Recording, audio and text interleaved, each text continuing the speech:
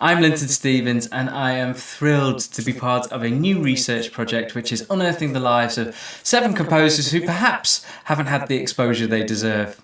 Today I'm talking to the Sudanese musician, ethnomusicologist and researcher at Bath Spa University, Ahmed Abdul Rahman. Hello, Ahmed. Hi, Linton. Ahmed, you've been exploring music created by the composer who was born in Sudan but made a musical living elsewhere in the world, Ali Osman. Can you tell me, who was Ali Osman?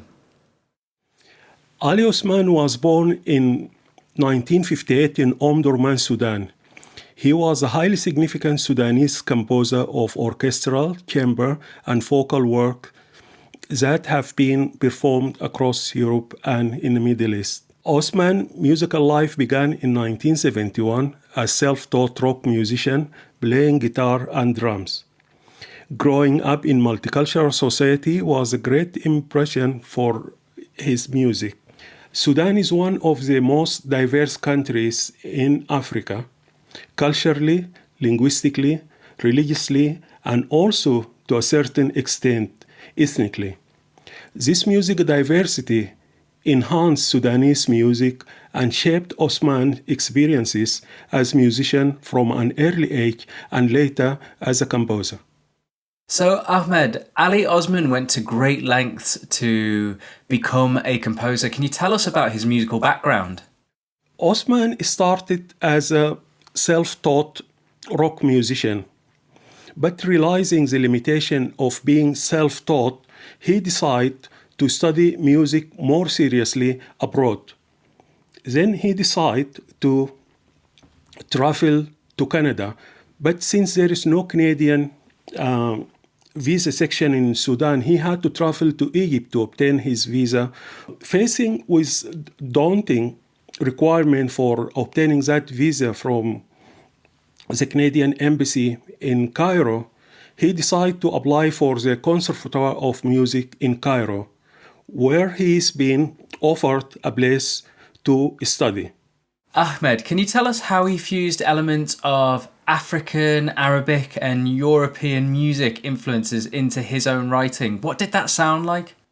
Osman music is unique and stand out because of his own musical background. As grown up in Sudan, and because of the multiculturalism in Sudan, that enhanced Ali Osman composition, and also because mixing the Arabic maqam with the pentatonic scale, as well as his knowledge of Western composition, this mixture make Ali Osman work is very unique and stand out. So Osman was very dedicated to his orchestra formed of blind and visually impaired musicians. Can you tell me a little bit more about that?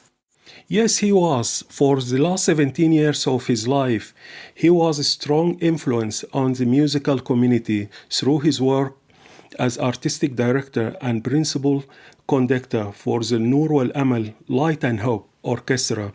This was an ensemble of visually impaired female musicians.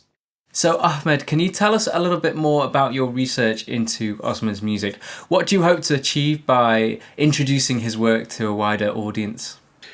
A focus on Osman music raises awareness of Sudanese musicians who have been constantly marginalized from the world cultural imagination. Ali Osman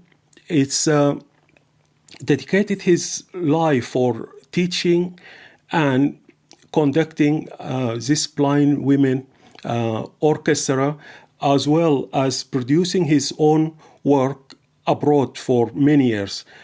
Ali Osman hardly known in Sudan, and by perform his work by the BBC Philharmonic Orchestra would be an inspiration for many young Sudanese and African composer to follow on his footsteps. Absolutely. Well, Ahmed, thank you so much for talking to me today. I heard your preparation of the score for the oboe concerto, and it was absolutely sublime. So thank you for that, and thank you for the work you're doing on Ali Osman. You're most welcome.